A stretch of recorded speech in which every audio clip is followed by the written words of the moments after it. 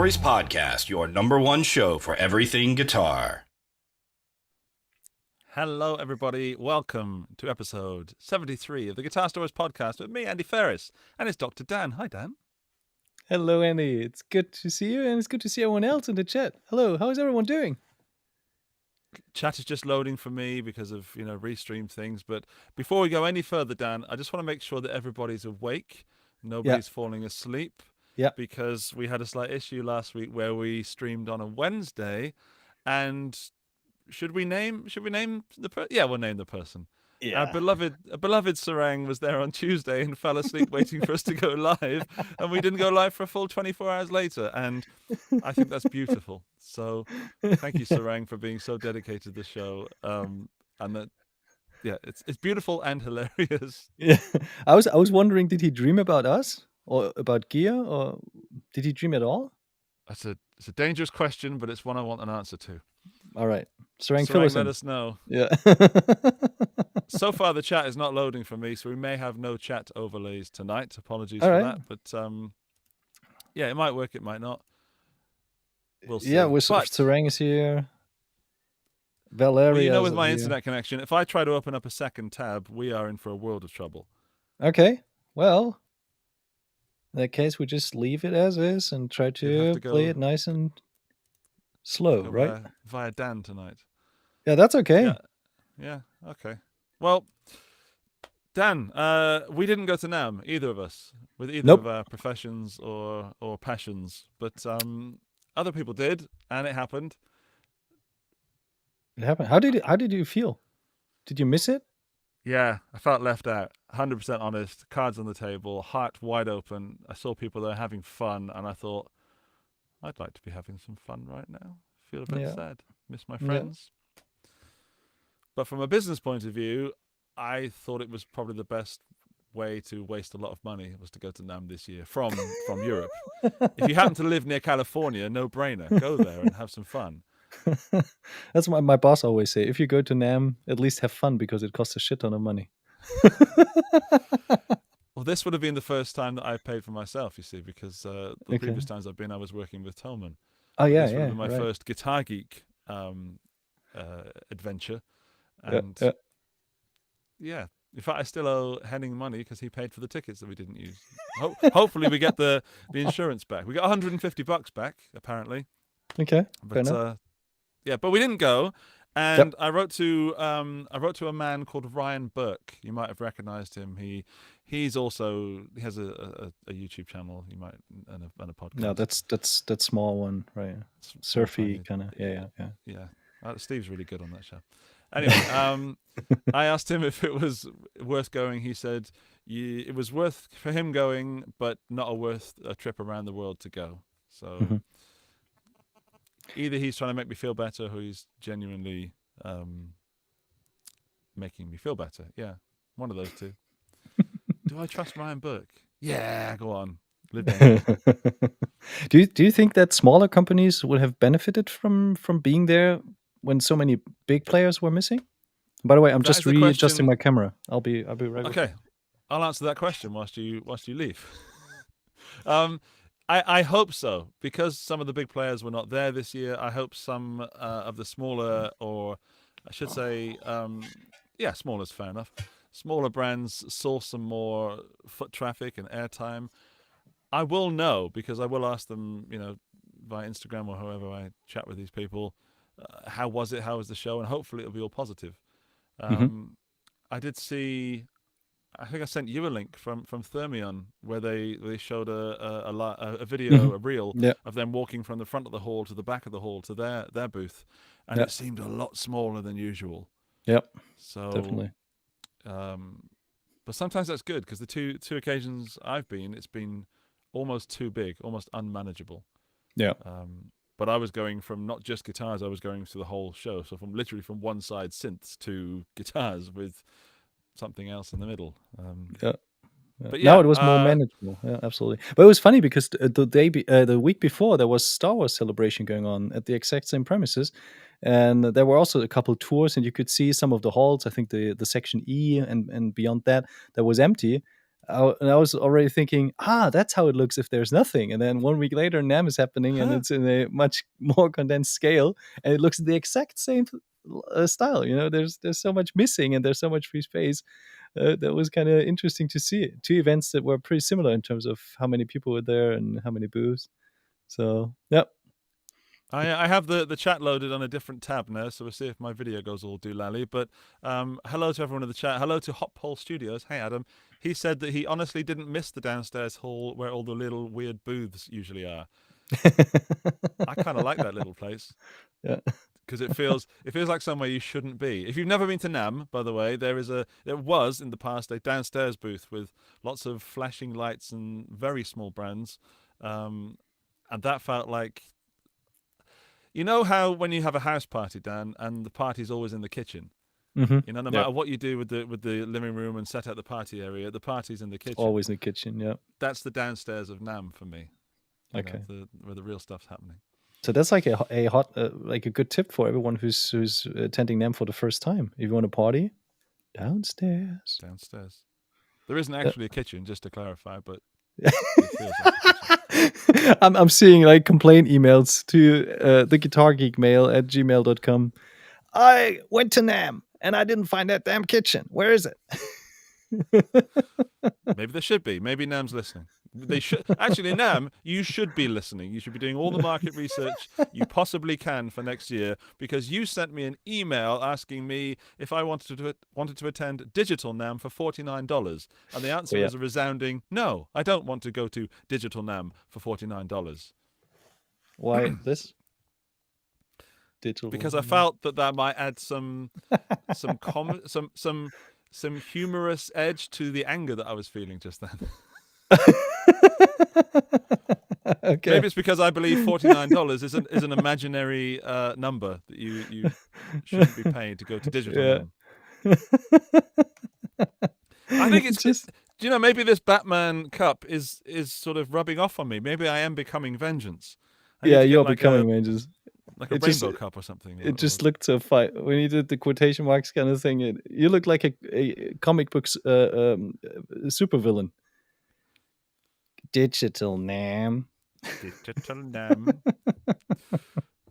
I would go through the rigmarole of putting my lights green behind me, but I really can't be bothered. So imagine that my lights are green when you see Evil Andy. Yeah. Evil Andy. He's coming. I'm going to take a sip from my Coke. Mate Coke tonight. Cheers, everyone. Apparently there's some issues with my voice. My speech volume keeps dropping when I mutter. When I mother. And Dr. Dan is plenty loud. Can you equalize your broadcast value? Firstly, Ike, thank you for the heads up. That's really useful. You've done that. Other people, let me know if that's the same for you, because I currently have apparently good audio, but let me know if that's not the case. Jen Majura is in the chat. Jen will be on the show very soon. Hello, Jen. We love you and can't wait to see you at the Steve Vai gig in Germany very soon. Oh, yeah. Are we allowed to say that? Yeah, we're allowed to say that. That's fine. Happening. Right, we need to get into it because we've got a guest tonight, Dan. Do you want to just briefly give us a little overview of our guest tonight, David? Absolutely. Tonight we welcome David Bonvillain, and he is the mastermind behind the new Pia 35th anniversary prototype that we saw at NAMM. I think he's still Kerry King's guitar tech. He's in IT industry currently at the conference, which makes it even funnier because he, joins us right from the conference in a couple minutes, which is awesome. He's a great dude, and he's got a couple projects going on, and I'm keeping my fingers crossed that we see his super cool Pia come to fruition. But that's subject to Steve's approval. But anyways, it was an eye catcher at NAMM show, so we decided we should get him on the show. So he's a cool dude, and looking forward to talking to him. And we will in about 20 minutes, which gives us about 19 minutes to talk about our 10 favorite things from the NAMM show. And all right.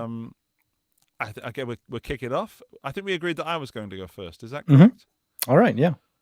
Okay, so these are in no particular order, even though the one that's number one is really, really cool, dare I say. Which doesn't mean that number 10 is any worse. They're just 10 things that grabbed our eyes, like pick of the week, but pick of the NAMM. I probably should have done a jingle for this. Oh, yeah. Damn. Missed opportunity. Next time, okay? Oh. Yeah. Okay. Well, here's number 10, and it's something very weird. It's from the company Donner, who are very famous for making the affordable pedals, and it's the Donner DMI Smart Guitar. And it's a carbon fiber. It's called the Rising G Pro Carbon Fiber Acoustic. And I don't really understand all about it. I couldn't find much information about it, but it's a build consisting of spruce and mahogany with a Donner app and some ways linking your phone to it, and it's got light up fretboard. So you can see the light up fretboard there. So it's for learning and playing tunes, and it's an acoustic guitar. No price has yet been unveiled. What do you think of the guitar, Dan? Did I excite you in any way then? Oh yeah, actually, that's the only pick we both picked. And firstly, I was surprised to see that Donner is kind of making a jump into such a more not boutiquey but kind of high-end market. I think we had Rainbird. I think Rainsong guitars. Those were also non-wood based, and now here with the compound woods. I think that's pretty interesting. But it was also surprising to see that they announced a collaboration with the Berklee College of Music, and especially with the iteration of the guitar that has the special markings, the digital markings. They are partnering up and have a companion app. So every Donner DMI smart guitar is able to connect to a computer and kind of communicate with the Berklee app. And that's interesting to see a company. I mean, Donner has been around for years. Just recently they have been put more on the map for people that are not just buying cheap stuff, but also coming out with new pedals and new stuff that is a little bit more sophisticated, a little bit more reliable, if I'm allowed to say that. I have one of their Strat style guitars, and it's under $150, and it's good. Like, not just a little bit good; it's really, really good. So I'm expecting the smart guitar to be something similar in terms of build quality. It's highly inspired by the Lava guitars, the ME3. So it basically looks exactly the same. That's coming in at around 1,300 euros ish, or maybe 1,400. Okay. So I'm hoping this Donner comes in at sub 600. That would be great. Yeah. Like, because it's with Berklee, because it's this learning opportunity. Imagine if it's even far below 600, and really accessible to new players. That would really make it cool. Yeah, I think like the light up frets on the fretboard is still something that hasn't really been nailed on the guitar. It kind of, you might excuse that comparison, but it reminds me of VR in the gaming world. It's super cool if you have it, but it hasn't really diffused into everybody's like everyday life, so to say, and it has really become a thing. I mean, there are a few people that rely on it and make great progress, but similarly to VR, it's such a great experience if you have like the right tools for it. But so far, the big manufacturers haven't really relied on that technology, so we're still missing a bit. But with Donner, with their market power, with also the quantities they can produce, maybe that's a starting point, and that might be something to become a thing, especially among beginners.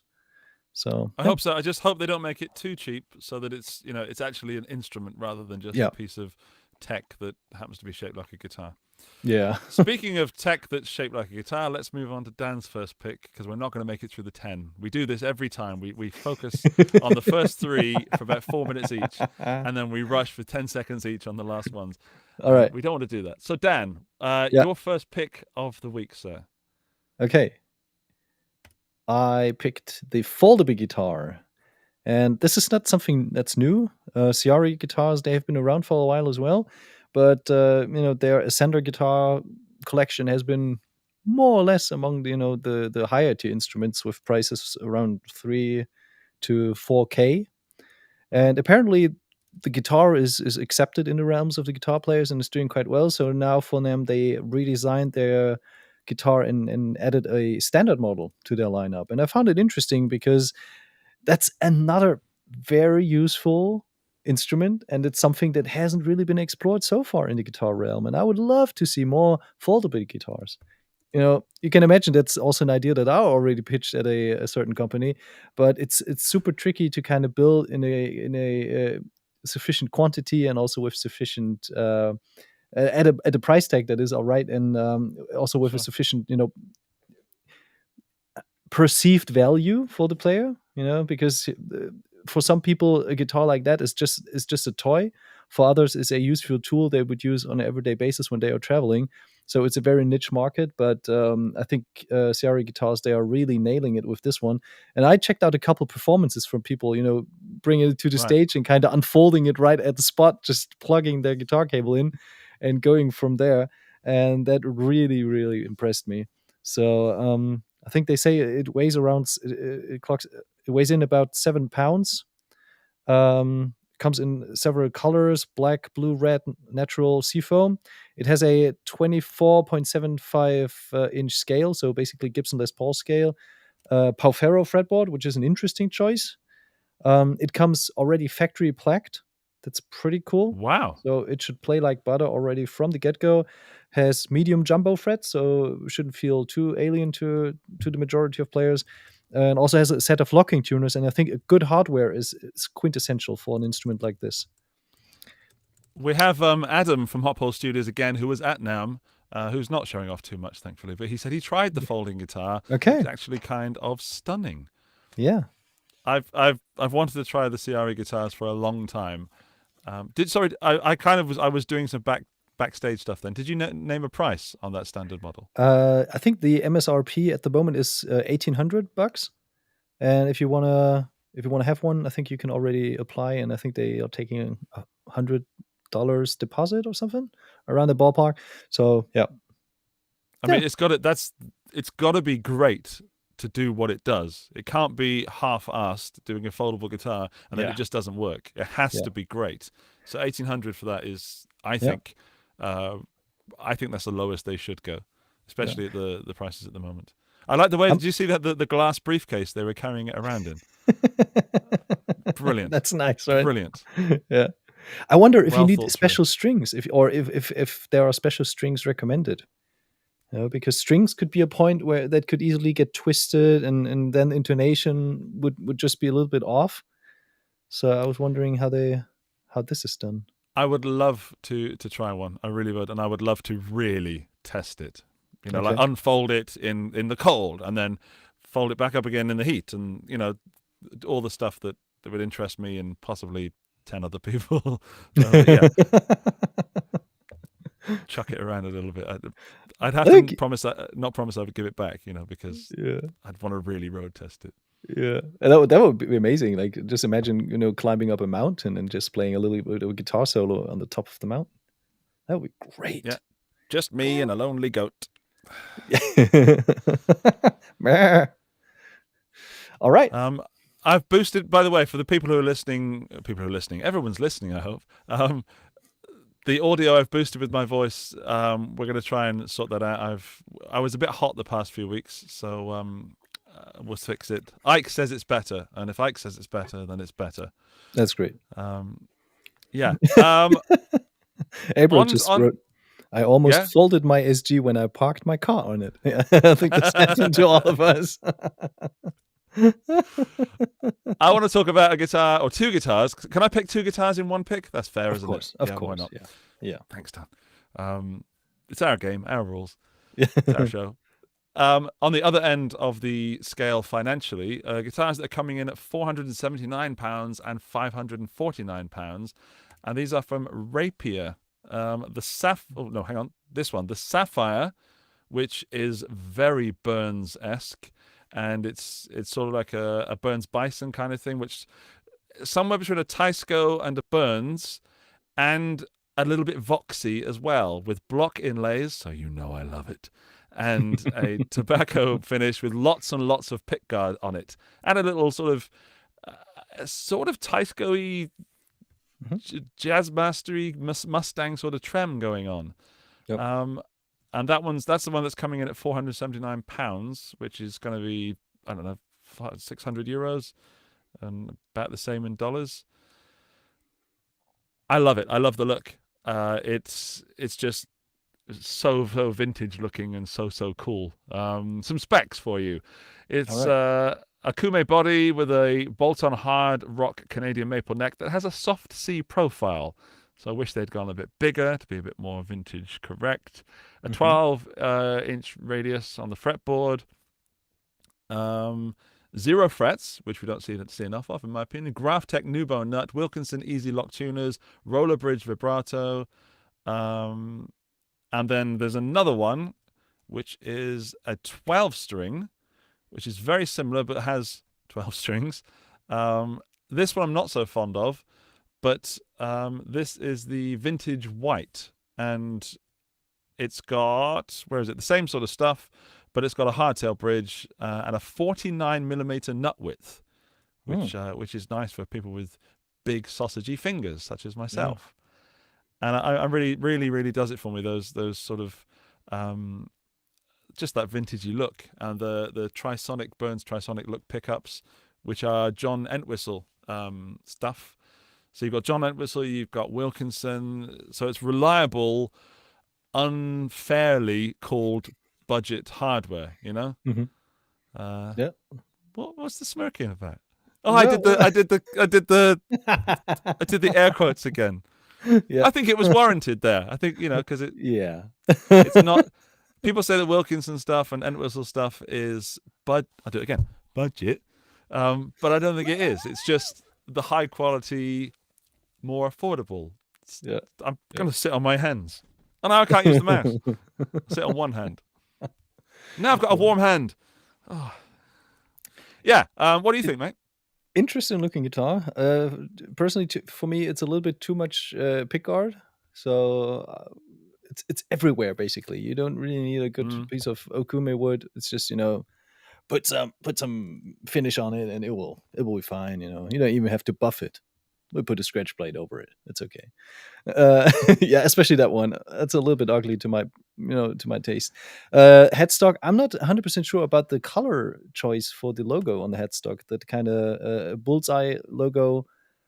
I know it says rapier and everything, but that's just a little bit. I don't know. It doesn't fit that well. The white one I find pretty sexy. I hear you. Really? Yeah.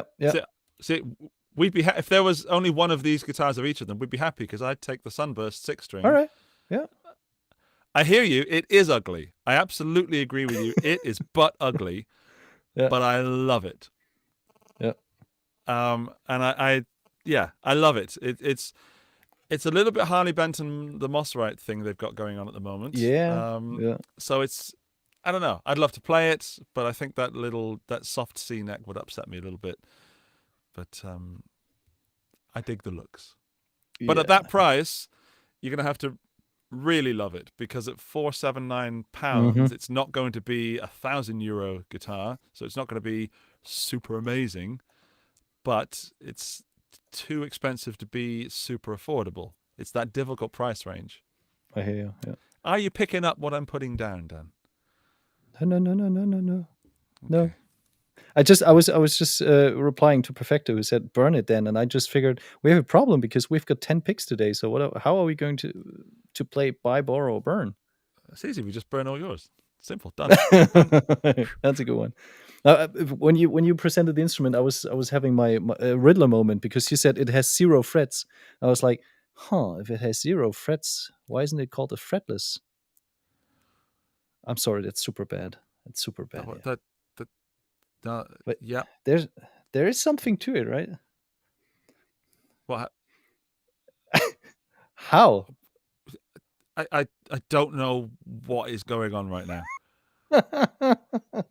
You said it has 0 frets. No, it has a 0 fret. You said it has 0 frets. Right. Right, Dan, if that's your real name. We'll check the audio files, but I'm probably sure that you're correct. Mr. Ferris. Right. Well, if I said it has 0 frets, then just edit this bit in. It has a 0 fret. There you go. Done. Everybody's happy. All right, making note. 20:55. All right, okay, cool. We got to hurry because Dave is going to wait for us. Dave, oh my goodness, we're on. We've got nothing, and I haven't even got the next item queued up. So all right, okay. You know. Is it my turn? It is your turn, and we're back to something we've already talked about. All right, then we just skip that. That's easy. Well, then we've only got 9, and we promised people 10. Well, hang on, look, here it is. It's the Donna guitar again, but Dan wanted to talk about the fretboard, so you can very quickly talk about the fretboard. Fretboard, it's got light. Deal with it. It's great. Okay. Now it's your turn. Okay. Thanks for that. Right. The next one is a piece of software/hardware that enables you to play music with someone who's not in the same room as you. So something that is not new, but someone may have finally cracked jamming online. And it's called Jack Trip, and Jack Trip Audio and Jack Trip Studio. And it is exactly what I've just said. And I did look for some really good pictures to show you, but I couldn't grab so many. So they've just got some sort of stock stuff of people playing music on their website. But it's a thing you can download and install on your computer. And then basically think of it as a Zoom call with low latency audio. So you can actually jam with other musicians. I saw it in a video being used with singing. I saw choir, looked beautiful, and sounded beautiful, I should say. I saw it being used with some kind of experimental, noisy, jazzy thing, which quite frankly could have been in time or out of time. I don't know. I'm not clued up on the jazz enough to judge that. But I want to see it being used with a pure rock band, a 4 on the floor, where the bass and drums need to be locked in. Or even some EDM where something needs to be perfectly rhythmically locked in. So I reached out to them and said, let's do a video together, and maybe we can do some Guitar Geek jamming at some point, and even do a Guitar Stories jam. That would be great. Yeah, with a couple of guests, that would be epic. Is it currently free? So is it still like beta test, or there's a free version? Okay. I looked into it a little bit, but what I will do is I will put the link if anybody's interested, because I think the way to test this is for lots of people to try it out. It's in the chat. It's in the chat now, in the chat conversation. That's the word I was looking for. And I would like other people's opinion on that to see if it works, and maybe we'll do some live streaming on the channel, and we can all get together, and you and I can both join in and do that. That would be great. Yeah, so that's Jack Trip. That's my next fun thing that I found at NAMM. Cool. Dan, since it's a virtual studio, how did you find it? Do they have a booth, a proper booth? Well, I wasn't actually at NAMM. I just, No, yeah, but you. I'm not being facetious. I genuinely thought that was the question. Oh, good. All right, next take. Next pick. Next is some guitar by some guitar company that no one's ever heard of. All right. So you mean the Spanish-sounding name? Oh, yeah, here you go. All right. So this year we had a couple signature guitars at the Ibanez booth. It was a very reduced booth. They didn't have the major build-up with the offices upstairs and everything. It was pretty reduced. But one of the highlights of the NAMM show definitely it was the signature lineup, and the Ibanez signature lineup, because that's basically everything that Ibanez released. And one of the guitars that they showed was a brand new Jake Bowen model. Jake Bowen, guitar player for Periphery, also vivid Ibanez user, and he came up with the JBM 9999. And this is a prestige level instrument. 9999. It's $99.99. It's a little bit more expensive than that because it's made in Japan, so it's prestige level quality. It comes with a basswood body, so it should be rather on the light side. Has an RG8 body shape, so you got that arched shape it's pretty comfy. We talk about, I think it's laser edge DiMarzio custom pickups. So you have a single coil, like a humbucker in single coil format on the neck. You've got a bridge pickup, custom pickup. It's got the new Gibraltar Elite bridge, which is even smoother and better than the previous ones, supposedly. I haven't tried it yet, but it looks pretty smooth. Graphtec, black tusk nut. And the special thing about this guitar, it's got 27 frets. 6 strings, 27 frets. So we talk about 25.5-inch scale, so regular scale. And this is just the nice chap who's playing the guitar. Yeah. I'm drawn to his beard. Sorry. I'm looking at the guitar, and then what a stunning beard that is, Jake. But that's what a stunning guitar. I dig that so hard. What color blue are we calling that, Dan? What color? I think that's called wait. That's called Azure Metallic Matte. Azure. So Azure, yeah. Azure. Okay, It's beautiful. It's pretty cool. It's got a finish neck. Yeah, it's pretty cool in terms of the overall appearance. The only thing wrong with it, really, Dan, is that it's all one color. You know, it's not like all lots of colors. It'd be amazing if there was a guitar that was like lots of colors all over and sort of almost randomly painted. Yeah, that would be cooler. You're right. You're absolutely right. Never mind. Yeah, we can dream, hey? We can dream. Absolutely. But that was definitely a showstopper. I mean, there were others like the Hydra and that other kind of guitar that was hanging next to it. But I think there were a lot of positive reactions. Because you could have chosen. Sorry, I got to cut you off. Why did you choose that particular one over any of the other ones that were at the show? Because I think that this is the guitar that has the most potential to become a fan favorite of players that are not into periphery, because they just dig the fact that it's got, the angled neck pickup, and it's got 27 frets. It's got a reverse headstock, and we all know that, the world is a better place with more reverse headstocks. It's got potential to be like, that could be a regular production model in no time, and people would buy that. I'm 100% convinced about that. I agree with you. Yep. I'd play the heck out of that. Yeah, I probably wouldn't use all 27 frets, if I'm honest. And 5's enough for me, generally speaking. But I only need 5 down one end and 2 or 3 up the other end. That's enough. I mean, you can still use a capo to make sure that all the frets wear off evenly, right? Deal. Good idea. Cool. Good top Ibanez tip there. Right. I chose a guitar as my next pick. We're not numbering these because we don't know what number we're on, and how could we possibly keep up with it? But the next one is a swril. It is the new Pete Thorn Standard HSS. Mm-hmm. That's the on screen now is the full body picture, body full thing. But that's not my favorite one. It's this red and black thing. Oh, yeah. It's just so sexy. It makes me think things that I shouldn't about guitars. Again, a Wilkinson trem. So as I said earlier with the other guitar, that it was on a more affordable guitar, there's a Wilkinson trem on a swril. And I really hope that helps Wilkinson hardware get out of that budget range of reputation. Some specs.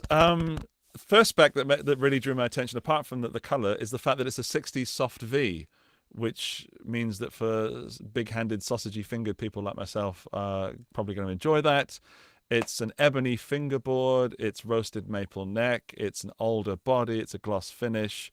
10 to 14-inch compound radius, jumbo stainless steel frets, Thornbucker 2 pickups. And it comes in 4 colors: Inca Silver, Graphite Metallic, Garnet Red, and Ocean Turquoise. Nice. And it's actually not that expensive for what it. I did get a price somewhere. It is obviously. It is expensive. It is expensive. 3.6K. Yeah, but it's not as expensive as it could be. Yeah. I'm not saying it's not expensive. I take that back. Yeah. Okay. for a swril guitar, it's how it is, right? That's what I'm trying to say. When you buy a swril guitar, you're going to expect prices about that. As it's a signature model, so Pete's got to have some signature stuff. Mm-hmm. By the way, can we just draw attention to the George Benson behind you, Dan? Because it's a beautiful guitar. Yep. Red and black. Yeah, my 2 favorites. Yep, absolutely. And we also had a made in Japan version of this guitar at NAMM. The GBSP10. And I think Craner already tried this one, if I'm not mistaken, and he loved it. So, yeah. I tried it at the Italian Guitar Show. It was wonderful. Oh, yeah, you said that. It's interesting if you do the A/B comparison between this one and the other one, and you always go like, yeah, how much better can the higher priced model be? Yeah. Okay. Well, and then you play them, and then we can do that. But it's frustrating because then you all of a sudden you kind of you realize that you have to save up more money if you want to have the full the real deal. Only play as high as you can afford. That's my rule. I've made that mistake many times and walked away empty-handed. David has joined us backstage, so we're going to be bringing him in a few moments. We have 2 more picks before then, and then David's going to be joining us. Maybe some of you can guess which guitar will be near the top of this list because David's here. But your pick next, sir, is an interesting guitar, a collaboration.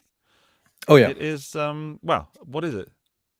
My pick is the Music Man Kaizen models, and that's a collaboration between San Luis Obispo company Music Man and Tosin Abazi. And Tosin has been at the forefront of the whole, prog, math rock kind of, scene. And he's often been copied, but a few people have reached a level that he's playing on. And Yeah. I think to all of our surprise, he partnered up with a company like Music Man to design a regular production model, because he already has his own company called Abazi Concepts. And so that took me by surprise, and it was interesting also to see all the specs, because I think they are following a trend that we see currently in the guitar scene, that there are more and more curves, so it's a more sophisticated, more intricate kind of CNC design. It's got a newly developed tremolo. It's got non-staggered tuners right on top of the headstock. Apart from that, it's a very interesting shape. I think he's really pushing the envelope when it comes to guitar development.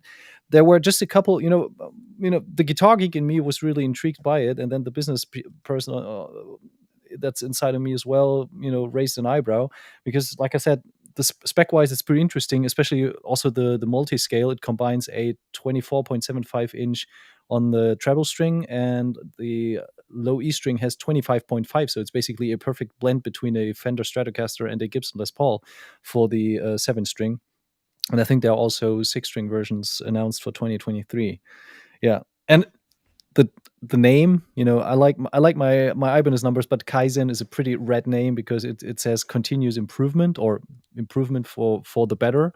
It's a Japanese management style, basically, where you always question yourself, how can I make things better. I think that's rooted in Japanese tradition, also in that kind of industrial assembly line culture of the Americans as well, where people always had the thought that you can always improve things.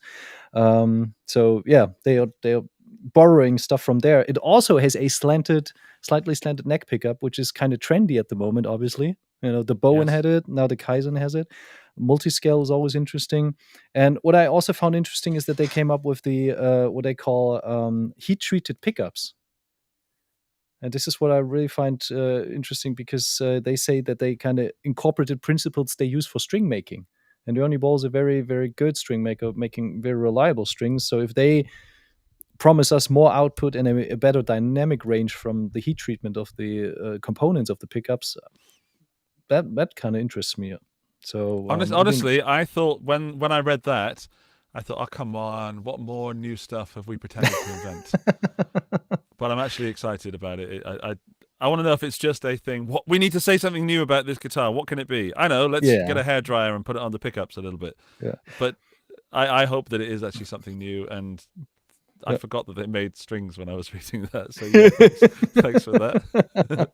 The big butt in not the big butt in ass, but the big butt is that they also have Cutlass, Stingray, and Sabre guitars that also feature the new HT pickups. So they kind of gotta believe in the development. So that'll be pretty interesting to hear, because there's one thing what I don't like, and some of the DiMarzio pickups like the Evo have that, is that if you have that kind of scratchy tone that's able to kind of even scratch fly from a wall because it's so harsh, and I don't really like the tone. In metal it's very common, but that's something that's just my cup of coffee, or cup of tea. So I hope they are dynamic and have a lot of output, but they are not too harsh when it comes to the overall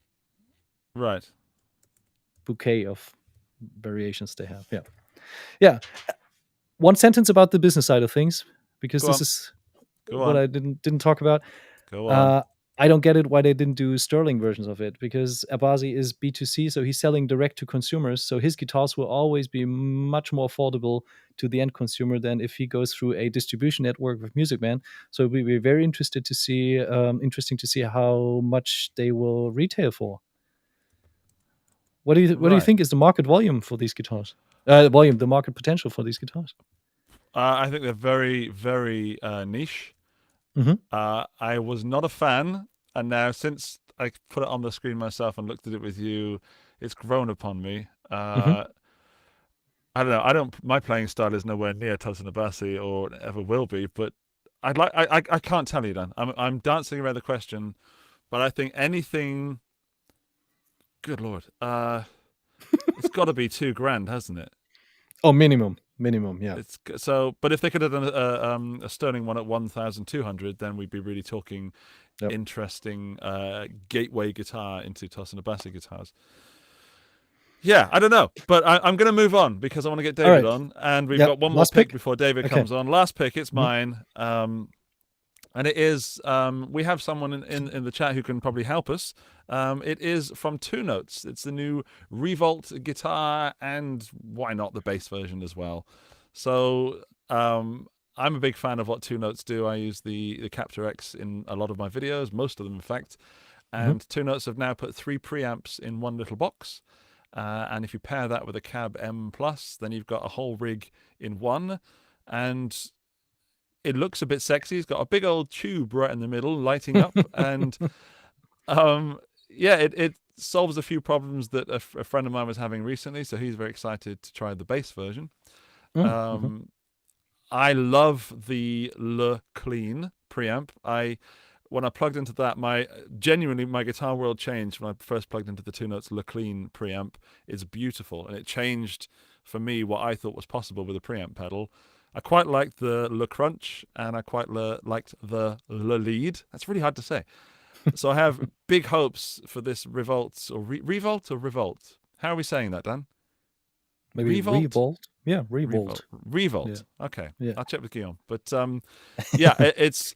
it's also quite an exciting price as well. It's coming in at around €350, which I think it looks more expensive than that.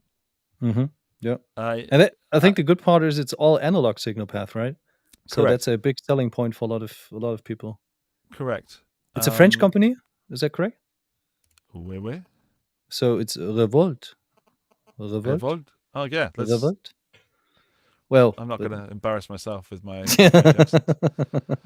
I was surprised to see that they do a bass pedal, because other than like maybe the dark bass pedals are not selling too well. I think we talked about that last week already.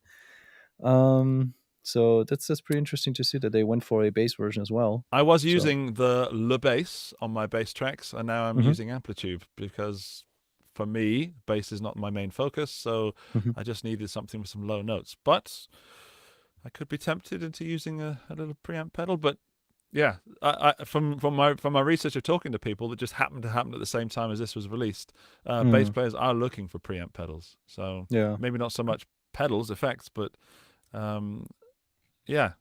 So I don't know if Adam's there. Adam says it is Revolt. Thank you, Adam. Revolt. Okay. Revolt. And well, the French and apparently Revolt. I hadn't thought of that. Yeah, that's clever. Right. Clever, Guillaume and Guillaume's team. Guillaume owns a guitar that's very exciting, I find. It's a guitar that's a signature model of a certain artist, Mr. Steve Vai. He owns a Pia, and I believe, Dan, now would be the time that we could do a bit of Pia chat. Oh yeah, please. Do you want to bring our guest in before we do Pia chat? Yeah, please. Let's welcome David. Okay, then please welcome to the show. It's David Bonvillain. There he is. Hey. What up, everybody? Hey, welcome to the show. Thank you so much for being patient in the backstage area while we nattered on about gear for a while. Sorry that you waited so long. Welcome. No, I love this stuff, man. I tune in whenever I can. I love the chatter. Good to see you guys. That means a lot. Pleasure to be here. Yeah, thank you for joining. How's the conference so far? The computer conference? Yeah. I mean, it's work. Yeah. It's gigantic. Honestly, it's about 4 or 5 times the size of NAMM. And was daunting. Like, I went onto the show floor yesterday and was kind of blown away. But it's been nothing but conferences for me since basically Saturday morning. So I'm about conferenced out. Yeah. Your voice sounds good and you seem healthy. Yeah. What's your secret? I mean, I haven't gotten the Rona yet. We'll see. I'm pretty convinced I'll probably have it by the time I leave this, right? Like after NAMM, and then this thing it's going to be chaos. But yeah, everything's good. Great. Good. Well, I'm glad. Normally, I would be completely out of voice and on the floor, I guess. But oh man, I've been doing demos all day and talking computer security stuff, and then spent the couple of days at NAMM talking guitars and geeking out on seeing something I worked on there. Like, it was amazing. It was a cool event. Yeah. Well, let's tell everyone what it is. Dan, what is your final pick for this week's Best of NAMM 2020? Well, that's a piece where Mr. David was very instrumental in creating. It is the prototype for the Pia 35th anniversary. Let's show it. Yeah, on the screen. Yeah. There it is. I'll put David there so you can see David rather than me, because I'm less interesting at the moment. So that's taken right from NAMM floor. I think the second day. They did hide it on the first day, right? Yeah. On Friday it wasn't out there the whole day. Yeah. So that's a prototype. I don't know so how cool much to see it there still. Absolutely, I'm still geeking out about seeing it there. Like, it's amazing. It's so surreal, right? And the good thing about that guitar is that it's like so different compared to what you did, for instance, for Yvette Young or for the recent Joe Satriani competition. It's kind of cool to see you pulling off so many styles. Can you fill us in a little bit about what you did for that prototype? Yeah, I mean, so obviously that's a throw to the PMCs as far as the color scheme, which those were my favorite swirls of all time. I mean, all of this started because I collect those swirly guitars and have since I was a kid, or at least wanted to since I was a kid, and I couldn't afford them. And so the PMC was always my favorite, even though it's probably the most obnoxious color scheme of all time.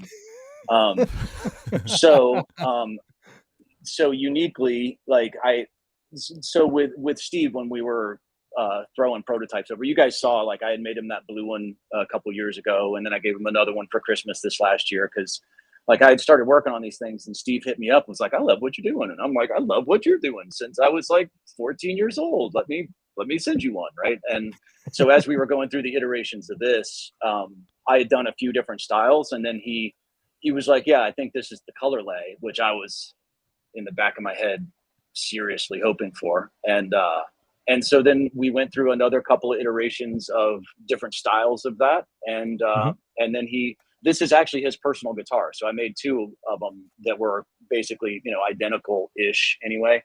And that one he picked, and the custom shop got it together, I think, because he's probably going to take it out this fall when he gets back to the States. That would be great. Yeah, I saw on the back of the headstock it says LA Custom Shop, so it's a LA Custom Shop design. Yeah. Yeah, I mean, we got them done. I'm trying to. Everything's backwards on this. We barely got them done in time to be able to make NAMM. I wasn't sure it was actually going to make it, and so it went to LA rather than heading back over to Japan to get finished, just so that they could get it done in time for the show. Great. So proud of it, man. It's pretty cool. Yeah. What kind of intrigued me when I took a look at the close up is that is it double dipped because of the pinstripe? So the technique is very different from the way you do the old school ones, which I can do those too, but I wanted to do something different, right? There's people doing cool old school swirls. I wanted to make it new. So one of the challenges is that the way the technique works, it doesn't wrap the back the same way, because you're not just, dunking down in the water, and those paints don't just glue on there. It's actually like it's a chemical process. I have somewhat of a background in organic chemistry, and so that's what led me down the path of being able to get this to work properly. But Steve wanted the back to be as vibrant as the front, and so it took a few iterations of trying some things, but essentially, I paint it twice. And then I put that pinstripe actually glows in the dark, which I'll probably never do again unless Ibanez wants a whole shitload of these things. But it's challenging because the glow in the dark paints aren't opaque, right? So traditional pinstriping is, designed to cover a seam. A non-opaque paint won't cover a seam. So literally it's a hell of a process to get it to do that. But I just thought the effect was so cool. And now when it glows in the dark, the pinstripe glows orange and the rest of it's glowing green. And, it really takes it over the top. That is amazing. Yeah. So yeah, Steve liked what I had done on that one. I did a couple of iterations of it, just kind of testing some stuff out, and that's what we landed on. So, yeah, what an amazing experience. Yeah, I mean that's must be the coolest thing on planet Earth, to be able to work with one of the musicians that you admire and you've listened to for ages, right? I mean, yeah, yeah. I mean, the whole experience has been unique from the get. You know, Steve's been the nicest guy in the world. But Steve and Joe both, honestly. Like Joe's gone out of his way to just be a really sweetheart of a dude. And, you know, it's not like we all know each other, and it's not like my relationship with Kerry King directly feeds me into any of that stuff, right? Like, I mean, they're very different crowds. And yeah, but both of those guys have been sweethearts and super supportive. And I mean, and I've loved them since I was a little kid. Great. Can we also share a couple images of the Satriani model that you did for Joe? I just sent it to Andy. Yeah, where do you want sent me, Dan? WhatsApp. Yeah. Maybe we can talk a little bit about it. Was that for some sort of fundraiser?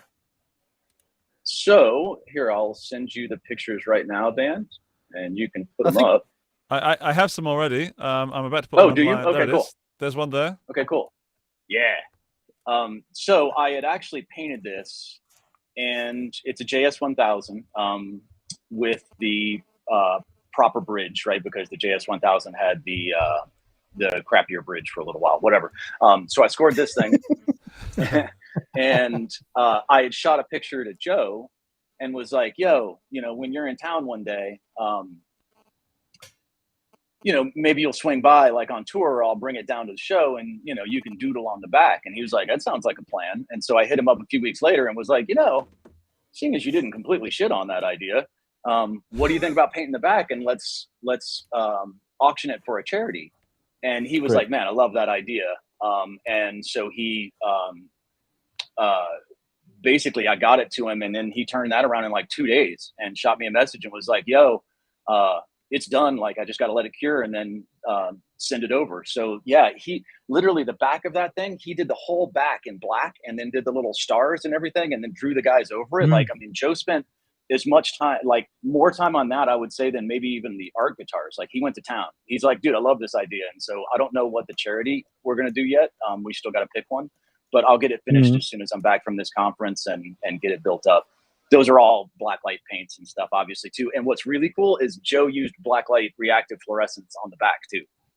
Oh, nice. Yeah. Yeah, so all those guys like reacted. I didn't even notice until the other day. I was in there like, you know, blacklighting a bunch of stuff, just watching it glow, and saw the back of that. And I was like, no shit, Joe hooked it up. When did you come up with the idea of the blacklight reactive colors? It's something that hasn't been done too much in the guitar realm, right? So that actually came from Slayer tour, kinda, is that like, so you couldn't, so I tech for Kerry, and that was a whole other weird story and situation, because it's not like I was ever really a guitar tech before, but I spent 3 years out there with them, and then I still work with King now. But while we were out there, like, you know, you couldn't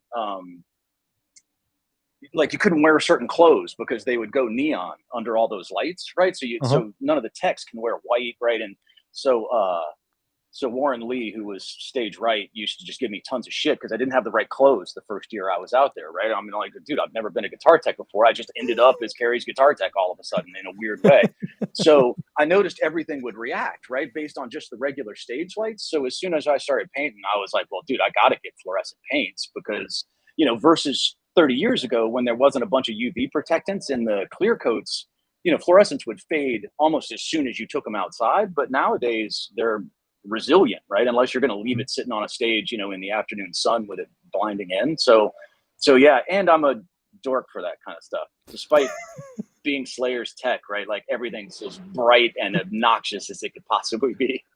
Kerry goofs on it. Like, I painted one for Kerry. He's going to show it off in a video that he's going to release later this summer. All right, but I was goofing with him that, dude, I'm going to hide some UV shit up in there so that, like, you don't even know until you walk out on stage and you're going to look down and be like, God damn it. I love that. He's fun to fuck with like that. I love it. Sorry, I'll control my language. No, I think it's accepted when you're talking about Kerry King. Yeah, I love David. I love how your face just lights up when you're talking about this. I can tell you have a genuine passion and a schoolboy kind of dorkiness for this. Oh what man, you're doing. It really is. So I remember, Andy, when the first guitar popped up, you had said, "Huh, I wonder what the business model is here, right? Like he's just making expensive guitars and sending them to people." I remember thinking, I was like, "No, that's a great point because there is no real business model here. Like I'm just sort of doing it because I love it, man. Like I've been." So I have a degree in classical guitar. I've played since I was 12. I've loved Ibanez's since I was a little kid. I could never afford those swirly guitars, and then they just gotten insanely more expensive, right? Mm-hmm. So, and I don't have any kids. I kind of look at this as, a legacy thing I could leave behind. I love guitars so much that if I have a guitar 40 years from now that's sitting in somebody's house that they love as much as I love these things, then mission accomplished, man. That's the business plan. Like literally there is no real plan. I don't care about the dough really. Like Steve has wanted to pay me for a few of them. And I'm like, dude, your money's no good here. Like if you want anything, I'll trade, right? Like I'll always accept a trade from Mr. Steve Vai. But other than that, I'm like, dude, you've given so much to me and everybody else. I'm happy to do it. I saw Jen was on and Jen's awesome. I made one for her too. She was the coolest. Like we went through some design stuff together. She was rad. Like it truly, the whole thing has been amazing. And then to have a guitar at NAMM, right? Like it's like, holy shit. The whole thing is just absurd. And they're staying quiet about it. Nothing's set in stone yet. Folks have been blowing me up asking for volume, and I'm like, guys, I just make them pretty when they come here. There is no volume yet, but I think that they were gauging from the show response whether or not it was going to be something that they did. And I asked around everybody. There's definitely a handful of people that hate them, right? But it's like it's the most obnoxious guitar in the world. Of course, there's not going to be like it's not for everybody. What's cool about the technique, though, right, is it's like I can make them look like anything, right? As long as you like a painted guitar, there's almost kind of sky's the limit. I've started playing with doing some in like inset racing stripes and doing all different, there's just a lot that could be done. Tosin actually hit me up and wanted me to talk about doing a run for a Bossy. So I swung by their booth and kind of looked at those really weird shapes. And it's like, all right, there's some cool stuff we could do just by, only doing the art on a certain part of it, right? Or another idea I'm thinking of, not to be spilling the beans, but the coffee cups that basically have a message after you warm them up, and and so it's like that's a black thermochromatic paint. So I was thinking about doing one in black, but as it gets warm and you're playing it, then all the art starts to reveal itself, right? Like it could be cool. Yeah. That is cool. I love that. I love those cars that you got. When I was a kid, you have cars that would glow when you got that warm. I don't know why that works actually, but on a guitar that'd be amazing. Absolutely. David, can I ask a question about the painting process? Like for me, as if I pick up a paintbrush, things explode, so I tend to stay away from them. But is it easy to plan the final look, like when you do it? To me, that's random. So on the old style swirls, it's much harder to control. That's why it's kind of just big nebulous sort of swirly shapes. In this, I'm doing I'm doing the art on the water, and then I transfer that art. That's why I kind of call it a print more than a dip, because it's like I've designed each. I don't have the best, like if you haven't seen how the other technique works, it's a little bit hard to explain. With the other technique, you basically just keep loading in paint and you're dipping, and there's a certain point where you can kind of clear the water and then start fresh. This is more like every single time I'm doing it is a fresh paint job. And then I print the backs, I have to seal the backs, rinse everything, get it all prepped again, mask the back, which is scary as balls, right? That you got all this artwork and then you're putting tape all over the whole thing. It's like, holy shit, this is gonna fail. And so then I print the back, I seal all that, and then we tape all that off, mask everything, and then print the fronts. And it's it's a heck of a process, right? There's about, as an example, I could do about 30 to 40 of the old school swirls in a day. And these are about 10 to 15 hours per guitar, and they take about a week to go through the whole process. And it's not, it's not full time every day, right? It's a couple hours now, and then it's got to sit, and then it's another couple hours. But it's a lengthy process to do them. But I mean, they're just so fucking cool looking. That I just had to do it, right? Like I wanted there to be a new kind of cool swirl out there because I just love the old ones so much that I just wanted to do something neat and new. I think what you've done is, like, you said the word obnoxious, which it truly is, but and I mean that in a positive way, because it's not half-assed. It's not like this. You're really polarizing people then. And Dan and I often talk about the fact that things should polarize, and anything that people say, it's okay, then it's a failure in my eyes. It has to be either love or hate. And when you said there's a small handful of people that find that obnoxious, I think it's quite a big handful of people. Oh yeah, I'm sure they just don't chime in as much, right? Like, like a lot of the people that just despise it will just move on and not actually comment. Exactly. Right. And but the people that must have seen that at the show must have been like over the moon with it. Absolutely. Oh yeah, it was drawing some crowds and a lot of people taking pictures and video. I was trying to kind of hang back a little bit and see if anybody threw up in their mouth a little bit when they were looking at it. Actually, we have a video, Dan, that you sent me.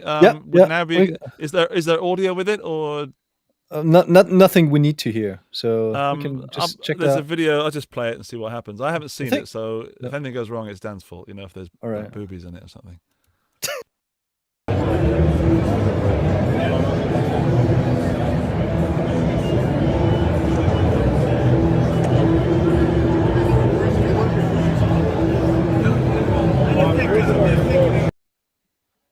Okay, well, obviously it was all fat because someone shot it in portrait and it went to landscape. But yeah, you can get a little closer look at what was going on there, and also the noise of NAMM. I missed that noise. Yeah, it was definitely a lot smaller. I actually picked up a cool guitar too. I'll contribute to the NAMM gear thing. I actually bought a little sort of travel guitar thing while I was there. Here, check it out. Yeah, please. So right before I was leaving, because I didn't have a guitar out here, I knew I was coming to another conference for a week. Basically, this conference is way too long. But so I swing by this, and this guy, so he's got ones with like Seymours and stuff in them, but it's, it tunes on the bottom. There's a little tiny headstock, so it can actually still hang on a normal guitar hanger. Wow. But you strap it on, and it actually, it plays great. Stainless frets on it. He used this little switching system here to be able to turn the pickups on and off. So there's no regular switch, tone on the bottom and then volume on the top. But I got it as just a little ripper to play while I was out on the road. And the thing can actually go under the seat. And at least the airline let me get away with, having it sticking out just a little bit from under the seat. And I was like, oh, dude, this is, done. It was like Oz Guitar Works or something. So he uses it's a chip inside of there. Hence the dip switches, basically, to turn the pickups on and off. So he's got like a chipset in it that everything just wires into the chipset, but it rips. Sorry, what was the name of the brand one more time? Oz Guitar Works. I think it's ozguitarworks.com. But I found him the last day, and then I was like, "Yo, can I just buy it and take it with me now?" And he was like, "When are you leaving?" And I was like, "Dude, I got to be out of here at 2." And they were running to like 6 or something, and I could tell he didn't want to. And I went back over and I was like, "Look, man, like I don't have another guitar to play. Like I want to rip on this thing because every other travel guitar here doesn't really work for what I'm trying to be able to do with it." And so he hooked me up. Pretty cool. That's sweet. Yeah, it's a neat little piece. I've just seen some pictures on the website right now, and that whole pickup thing removes. Is that correct? I don't know. Does it? That's cool. I'll put them on screen. Where is it? Come on. There we go. I've just been on the website. It is ozguitarworks.com. And if I put this image up there, downloads, and then there we go. There it's loading up. There, have a look at that, David. Whoa. Shoot, that's so you can just swap them out. So it's a guitar body with a neck on it. Exactly. Huh. Well, all right. Does that look like it works on yours? Like, is the whole thing, has it got some screws on the back? I bet you when you open it up here, it probably drops those other couple little bolts, and then the whole front drops out. Sweet. That's awesome. From both a player point of view and a manufacturing point of view, that's fantastic. Yeah, pretty cool. The guy's up here in the Bay Area in California. He said he's a couple hours outside of San Francisco, but he Yeah, he was a good dude. I met his wife, and he gave me a big hug. It was kind of neat in the sense of, like you were saying, the smaller vendors, I think, had a chance to come out and do their thing. I thought the last day I kind of ran out of time, but I thought would be funny to roll around and take pictures of the worst ideas that were there at NAMM, because there were some bad ones, dude. Like there was one in particular, and I don't know the company's name, so I don't need to. I won't call them out directly, but conceptually, anybody in the chat too, y'all tell me if you see any value in this whatsoever, because this is not only just an idea. This was an idea that was taken to concept, fruition, and paid for a NAMM booth, right? So somebody has these things hanging up somewhere.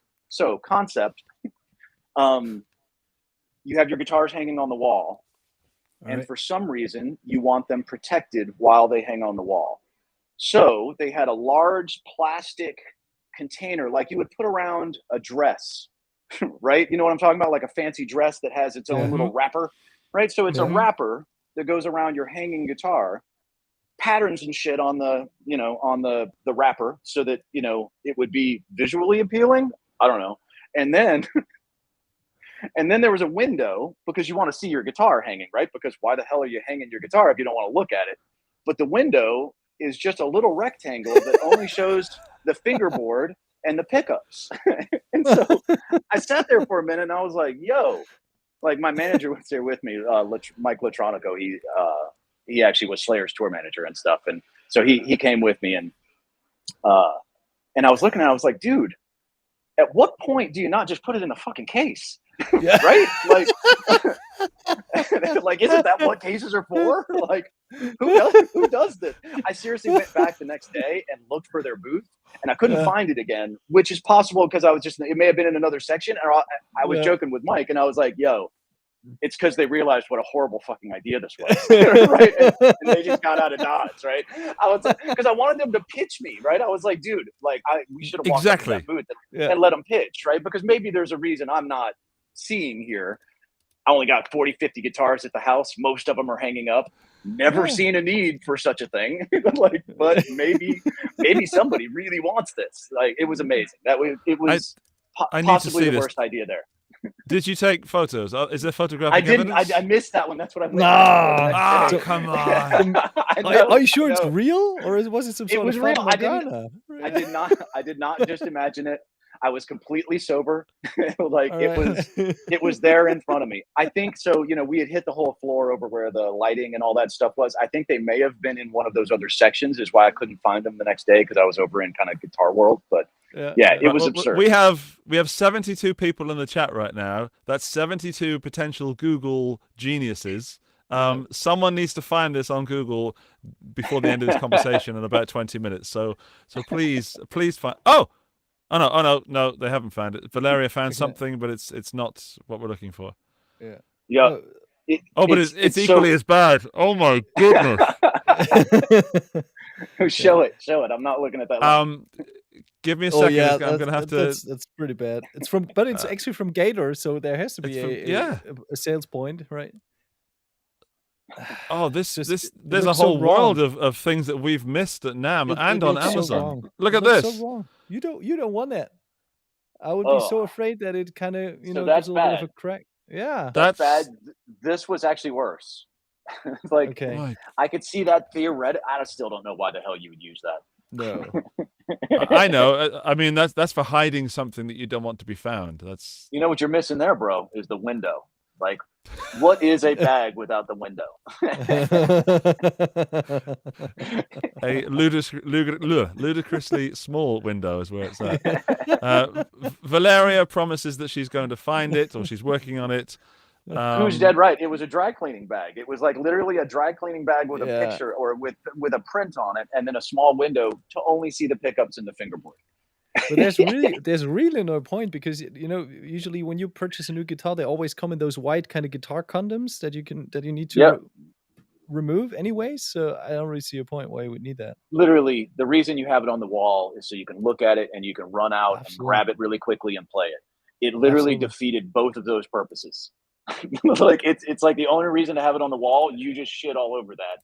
I don't know why I would ever buy this product. I don't know, maybe you're painting your apartment. You want to make sure that it's, safe. Yeah, I mean, that's valid. true.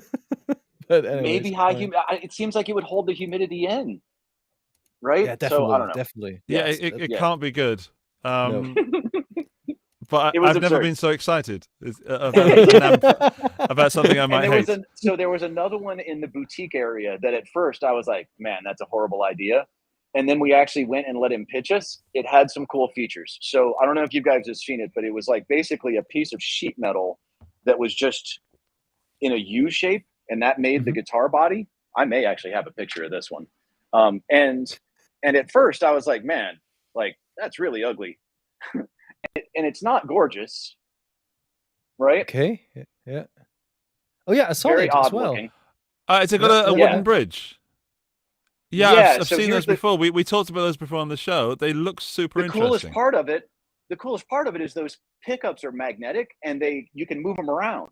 So if you want a neck pickup, you just slide it up into the neck. And I was like, all right, this thing just got a lot fucking cooler. Like it turned into a weird, kind of, it was like a piece of furniture or something, or like a design study, it seemed like. And then when he actually showed it to me, I was like, all right, you sold me. Like, this thing's pretty cool. I would never play it, but still a super neat idea, and deserved its place in the boutique area. And then the other thing I thought was probably the coolest is G&G, man. That Giulio Negrini guitars, those things are amazing. Yeah. Like, I mean, the fit and finish and like everything about what he was doing was like, yeah, this guy ain't messing around. Yeah, both of the instruments that he brought to the show sold, and I kept going back to see if the 6-string, maybe the guy backed out of the $7,000 or whatever he was paying for it, because I was going to walk with that one.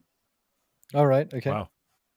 I saw them in Italy at the show there. I didn't pick one up. It wasn't my thing, and I wouldn't be able to help anyone sell that or at least review it. But I could see that. No, it's a weird boutique-y thing, right? Like, it's a piece of art as much as it is anything else, right? I mean, but I'd play them. I'd play ridiculously expensive guitars and beat the crap out of them whenever possible. I had a mint condition 64 Strat. First thing I did with it was make the trim float and wow, and slam that thing back. That absolutely answers my question that I wanted to come up with. Like, you did already purchase some older kind of vintagey Ibanez instruments and kind of refinish them. Like, is there a point where, or is there any guitar that you wouldn't dare to refinish, or is it just something where you say, I can just make that thing look even more gorgeous than it is now? I mean, I wouldn't do it. So I did refinish a couple of original swirls, but the finish was failing on them. Okay. And so it wasn't, and I could make it better because it's a swirly guitar, and it just works kind of in the same theme. I don't think I would tear apart a vintage Strat or a Gibson or something that's, in the 20-30 grand range because of what it is. Okay. Yeah. It's, that being said, I'll play the crap out of those things because I'm not scared of expensive guitars. I mean, they're there to play, right? I mean, it's just what they cost, and if that's what you want to play the shit out of them, right? Like, just looking at something, I'll sell it if I'm not playing it. But as far as messing up something that has vintage value and value because of what it is, I don't, unless somebody wanted me to paint it, and then in which case I ain't scared. In fact, Steve asked if I would do one of his semi-hollow bodies. And I was like, maybe give me a little practice with plugging the F-holes and stuff first, just to make sure I don't destroy the thing. But, otherwise, I'd be all about it. You really bring up interesting ideas here. That would be fancy. You don't see a lot of jazz guitars with those kind of swirly finishes. But you see Steve playing that semi-hollow out on the road right now, right? Like, I've watched the clips from the first couple of shows, and he's definitely playing one. So I'm assuming that's what he was talking about. And then Dave Weiner asked if I would do an acoustic, which that scared me too. But then I've been researching it a bit, and I think I can do it. So I'm going to shoot for an acoustic too. See if I can make one for Billy Strings or something, right? Like, Billy likes drugs, and my guitars are leaning that direction potentially. so maybe you'll take them. I think if you can do an acoustic, you can do a semi-acoustic. That's a logical step. Yeah. Or I'm thinking of a balloon. Like, if you use a balloon and shove it through whatever your plug is, blow up the balloon so that it's giving pressure on that back end, so that when it hits the water, it doesn't push it out. And what the hell, right? Like, I think it'll work. Interesting. I'd like to see you fail, because that would be interesting, and then succeed. I'd like to see that's how that goes. Journey generally. to success. Yeah. Jen Sent us some photos, David, of the guitar you made for her. So it's here. Oh, yes. Jen and hers. That's a good one. Look at those colors; they pop. Then we've got this one, which I wish I could zoom in on, but I can't. And then there's that one as well. It's beautiful, man. Yeah. Truly an honor, ma'am. I'm so glad to have been able to do that. I love what you've done on the headstock. I don't think we've talked enough about, and the main focus here is on the bodies, but the headstock work that must be, I would say, more difficult, or at least for me, that's more impressive. It's a taping exercise, right? I just have to mask a bunch of stuff, but they're fun to do. I wanted to do the headstocks for the couple of Ibanez's, but they didn't have the necks didn't really exist. They got those done at the LA custom shop, but I did the headstock for Steve's purple and pink and black one that I made him last Christmas too. Sweet. Yeah, it's cool stuff. I don't know that I actually said. Yeah. We talked about how it came to be with the backs. On the backs of Jen's, we actually just did that black. I've done.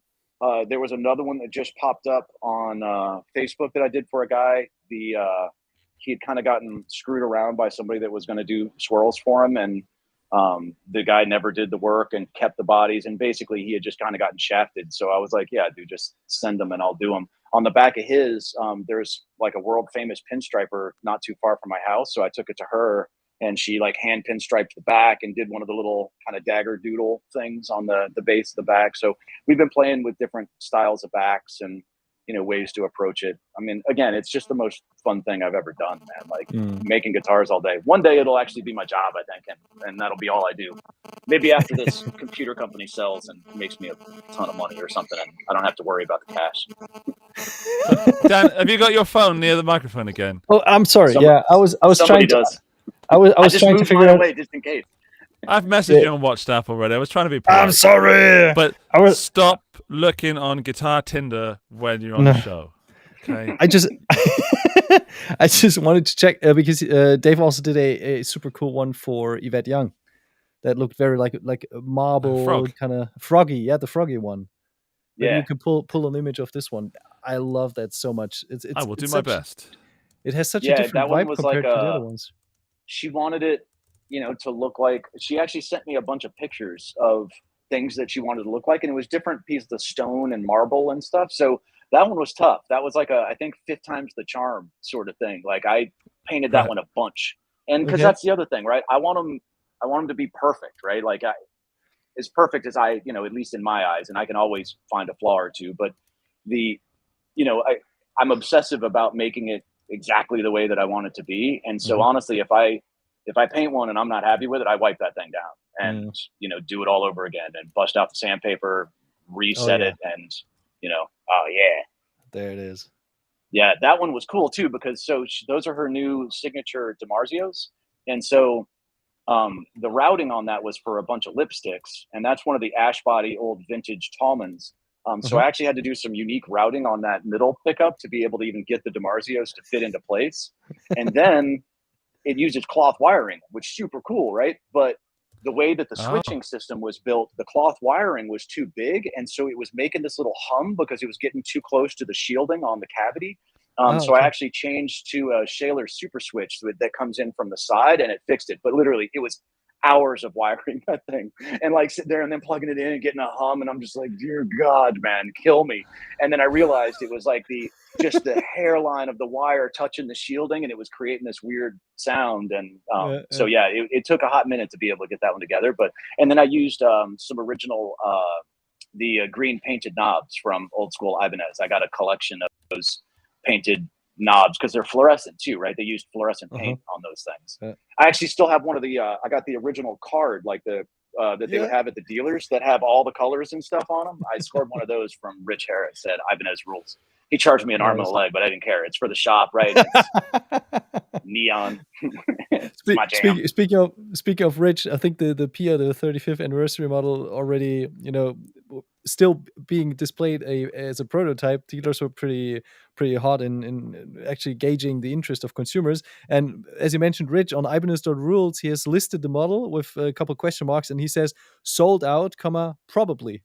I like that. Yeah, Sold somebody out, hit me right when I was getting here, and they were like, "Rich said they're already sold out." I was like, "Rich doesn't even know how many they were going to be made. He's just talking shit." But he called, and basically, like, I mean, if Rich is probably the most critical of all of these kind of guitars, and he hit me after he had seen it, and he was like, "It's gorgeous." He's like, "You did it, knocked it out of the park." He's like, "The fact that you double dipped it." He's like, "The glow in the dark pinstripe." He's like, "I'll take 50." And I was like, I doubt you're getting 50, dude. But and Rich, if he gets 50, he's keeping 30 of them, right? Like, he selects through his favorites, and then he'll only sell a handful, and then just keeps them in his collection. So I'm gonna see if I can play a card with Rich and see if I can get one of his Donnie Hunt JS3s, and then because it's like, if they really make them and they end up going, and if I get my artist picks, he's going to want the artist picks. So that's my deal. Like, I at least got to be able to pull a JS3 from his, cold dead hands. There is a business behind this passion that you have. It's not the same as I get it now. It's been great talking to you so far. Now I understand it. Apart from it's just getting what you want rather than financial benefit. I get it. Oh yeah. So when Tosin hit me and wanted me to do a couple, I was like, "Look, man, trades only."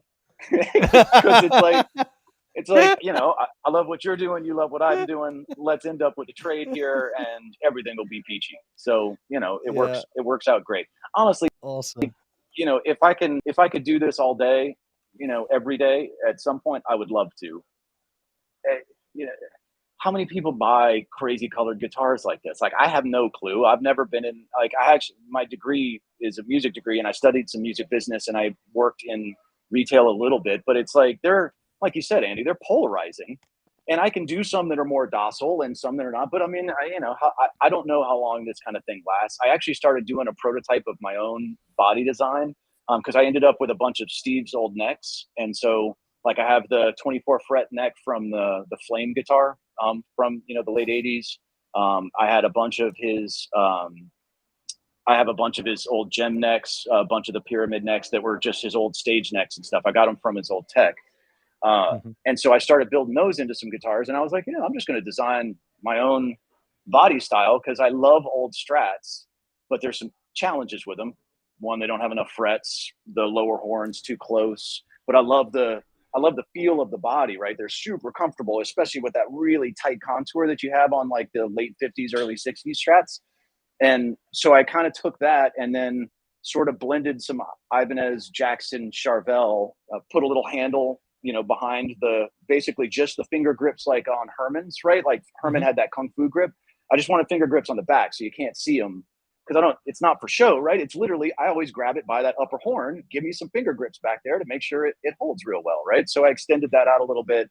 I'm using the hand tongue, that guy that makes the all titanium bridges. So, I'm making a handful of those, really kind of just for me to use those necks. But then I had a bunch of people that were like, "I'll take one." And I'm like, "What do you mean you'll take one? Like, it's not a real company." Right? Like, and they don't care. They just want me to paint them, and it'll be one of 10 or so that I make. So we'll see where it evolves to. I've run other businesses before and had exits from big companies. Like, I don't want to put that kind of pressure on this, because I love it so much, right? Like, I don't want to turn it into something that that I don't love, because of relying on it for being able to pay my mortgage or something. I think it's right now, it's just so much fun. And Jen has supported me. I mean, I made one for Mayer, I made one for Bobby Weir, made one for Holt from Exodus, made one for Kerry. I'm probably forgetting a handful. Well, right?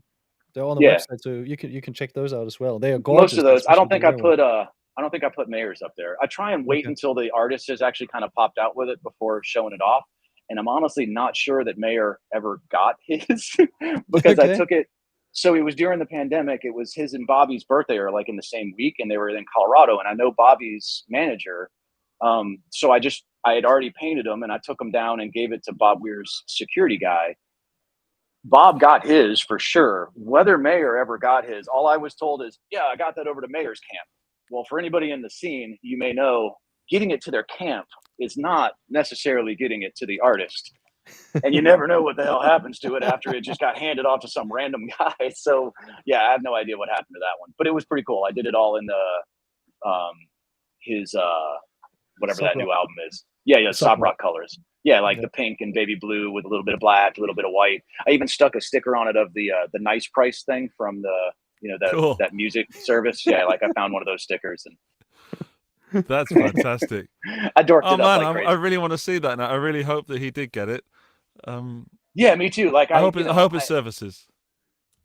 Yeah, like hopefully he's enjoying it at his house. I find it unlikely just because I never heard anything back. So I assume that guitar is lost in the ether somewhere. But Bobby's got his because it's popped up at a couple of his shows and stuff. And it's over the top obnoxious, right? Like I did his all in red, white, and blue. I tried to make it very Grateful Dead.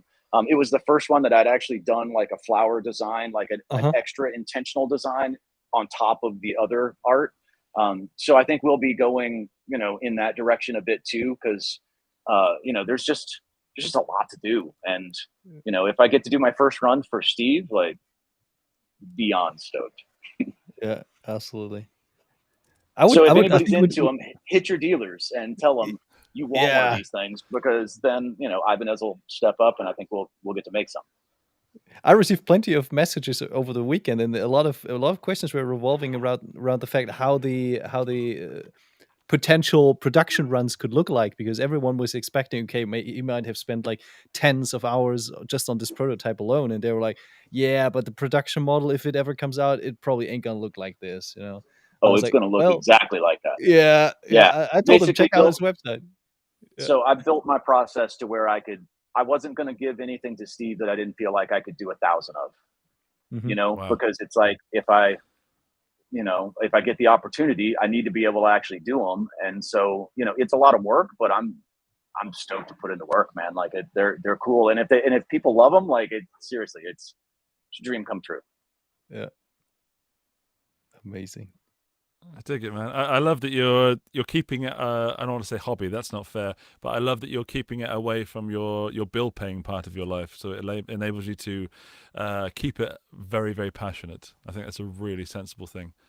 It's the only way to do things, right? Like, I mean, that's what keeps you driven to. I mean, I'll spend all weekend, every night out in the shop. When I can sneak away from work during meetings or between meetings, I'll sneak out and blast a couple of coats of clear coat and then go back in and pretend like I'm a smart guy on computer stuff all day. And, it's awesome. They know where my passion is too. I actually work for a couple of guys that used to be my employees, and they're some of the best computer hackers in the world. And they know that this is, where my heart is, but that I'm smart enough to still pull off the other job. So they're willing to keep on paying me despite, me spending an hour with you guys. And it's so appreciated, because that was so much fun to talk about the actual showstopper of NAMM this year, and to get a little bit deeper into I think your background with the chemistry background, and also the ideas that go into kind of creating those designs, and also a little bit of behind the scenes, how Joe, how Steve, how they behave. And I think we already have a show title as well. I think we should call this episode Traits Only. How's that? Oh, I love it. I like it. I love it. Great. I like it. Yeah. Yeah, seriously. All those, I mean, everybody's been awesome about the whole thing, right? And again, like there's definitely some people that hate on some shit, but it's not like they're confronting me, telling me how much they despise my work. It's, whatever. Like, I wish they would. I wish they would. Like, I was actually stoked to start seeing some negativity, right? Because most of it has been so positive so far, right? And actually getting it out there on other people's feeds that weren't, a fan of mine or something. It was kind of cool seeing the, like, wow, it's atrocious. Like, and there was a bunch of people that made throw up faces and stuff. And I was like, yeah, it's cool to see. Like, I wanted some of that. It makes it fun. I think when you have 51% of people that love it and 49% that hate it, I think you've done everything right. Right. And I'm not used to that. Right. I was really, so honestly, I was super nervous about the whole event. Right. Like, because I mean, it's a very personal thing in a weird way. And I never thought about it like that, but it's just, I've put the last couple of years of my life it's just all I do, right? If I'm not making money for these guys, like I'm out painting guitars and thinking about ways to make them better and cooler. And, you know, that level of exposure is strange for me because I've never been, you know, just sort of out there and in front of everybody. And, you know, I was super nervous. And then when Rich called, it was actually Rich that eased my concerns because it's like, well, that guy's a critical asshole. So maybe he's cool with it. Amazing. I totally dug the image of you where you were standing with the Pia in front of the booth and you were just like, you know, you look like let's just show that. that. That's just like. I mean, David, I don't know you very well, but to me that sums up your personality absolutely. And when I was making the thumbnail for this, sadly, this it's the thumbnail and it's the one I had to use, but yeah, you just look so happy, and it would be nice to end on that to bring some joy, because I'm going to echo what the people are saying in the chat, and that is they would listen to you talk about anything. So, thanks, everybody.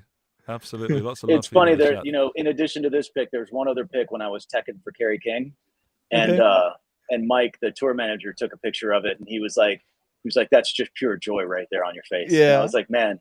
It's just such an amazing experience, right? I was just so happy every night. In fact, that was the one thing that Kerry King said as a criticism of me is he was like, and I heard this from somebody else, right? Because I was like, well, how am I doing, right? Kerry's not super talkative about it. And he was like, well, the only thing he said is that you smile too much. And I was like, well, I'm happier than a pig in shit out there, man. Like, so I'd hand him a guitar and be like, and then he would hand off and look at me like, and so every time. So after that, I was like, all right, I'll be super hard when I hand them to him, right? So I'd hand him to him and be like, right? Yeah, exactly. We're good friends now, right? So he knows what a geek I am about it. Here's another super funny story, and then I'll bail. First night with Kerry King, right? Nobody's trained me for shit except like I convinced him that I could do the job because it's like, dude, like the other guy can't do the punches, like, you know, doing your switching during the show. I was like, I can play these songs. I've listened to nothing but you guys since I was like 12 years old, right? So I got this, and so I pulled it off. But the first night, he walks out. So Kerry's always very mysterious before the show, right? The other guys will be over there on stage, right? And you can see him and people be like, yo, Tom, right, Kerry? King always waits around behind the back of the curtain because when he comes out, right, it's going to be right as the show starts. He's going to lay into it and just get down. So he's back there on the corner. And I run back, right? And I'm just like, all right, what's up? Like I hand him his guitar, grab his warm-up guitar. And then he puts out his hand. And you know, I look at his hand and I was like, smack. And he was like, dude, pick. And I was like, oh. ran back over, grabbed the guitar pick, was like, here you go, dude. And management's like, did you just punch his hand before he went out on stage? And I was like, yeah, I didn't know. It was classic. It was classic. Me and Kerry have been best friends ever since, man. I still joke about it. I'm like, yo, you remember me fucking smacking your hand before the show and you needed a guitar pick? Yeah, it's absurd. I had the most fun with those guys. Like they, you know, as hardcore as they are, they're genuinely good people. It was so much fun. All right, and on that note, seriously, you guys, like, it's been wonderful. Have me on anytime. I would love to do any of this anytime. I'll geek out on guitars with y'all any day. Oh, that would be a big pleasure. I'll create a new show just as an excuse to talk to you. I've had so much fun, and that story is my favorite story. I'll say of all time, just because I can't think of anything else. Thank you for making me feel that emotion. If you guys, so I'll tell you the story after, but if you watch the Austin show from 2018, there's a point where they're going to do the song called Payback, and the song starts to dead silence. It's because I left Kerry unplugged. And he literally looks at me and swings the cable at me like a burlesque dancer. As I'm like, oh my God, right? And seriously, I've watched the video a dozen times. And like, it seems like such a gap of time between when I actually switch him, get him plugged back in. It's absurd. I'll tell you the conclusion of that when we talk again, but you can watch the video. Austin 2018 Slayer. We were at the racetrack and the beginning of Payback. And on that note, gentlemen, everybody, see you guys. It's been a pleasure. Thanks for your time, man. Enjoy the rest of your conference. Take care. Thanks, guys. Bye. Later. Bye. Oh boy, show was exactly what we needed today. I will gladly share with everybody that I was not having a great day today, and Dan and I had a little chat before the show to pep me up and to just make sure that everything was as geeky and normal, I'll do it again, as possible. And also, David, if you watch this at some point, I thought, what am I going to talk to a painting guy about? You know, how is that possibly going to constitute an entire episode? And Dan, I know you'll agree we could have done another hour of that, and I think we only just got underneath the surface, to be honest. Yep. We could have done a double dip episode. Absolutely. But the good thing is, maybe, we had so many great guests on, and I'm looking so much forward to, I think in 3 weeks we'll be talking with Dave as well. Not in the live show, but at least we'll see him at the concert. And I'm pretty sure that Dave Weiner, I'm referring to, that David Bonvillain will also be on the show at a later point. And I just keep my fingers crossed that this project comes to fruition. It's so cool. I want to see these guitars. You know, I'm a vivid owner and player of my PMC from back in the day, and they gradually fade. And it would be super cool to see just another, with the Pia, with the new model, the new shape, to bring the swirl game back into the Ibanez players' hands. Right? It does. I love the combination of the old and the new, and it just genuinely works. So yeah, I got to see it one more time. I kind of wish it had the pickups as well. I'm not sure. You know what I mean? I'm pretty sure that was just like rushed because they wanted to show it. You know, I'm not a complaint. I'd like to see it with some fluorescent pickups as well to really finish it fluorescent off. pickup. But the real fun part of this guitar is really the back. I like that kind of the fake binding kind of thing. If you look at the seat, do you see that where at the all access neck joint and the lower bout? That's intricate work, and I don't know how many hours they've spent with that one, but wow. I love the way you said the all-access neck joint. It just rolls off your tongue. Like a normal person would have said just at the neck joint. When you say the all-access neck joint. You know, I'm thinking AANJ, but I say all-access neck joint. Yeah, that's just like the beauty of working in the Ibanez realm. Absolutely the opposite of a criticism. Absolutely a compliment that just made me laugh. All right. They get their money's worth out of you, my friend. They really do. And I hope they know it. I'm sure they do. Well, right. we could continue talking, but we should probably end. We've also never had a guest just up and leave. Right, see ya. I'm going to rock your world. Then I'm going to leave. Bye. That's never happened. No. But I mean, he was basically at work, so it was so cool from him to just jump in. You know, he was telling me this morning. Literally, he was telling me, I'm going to quit my meetings at 11:30. Kelly time, and I'm going to join at around 12. I was like, okay, if you can do that.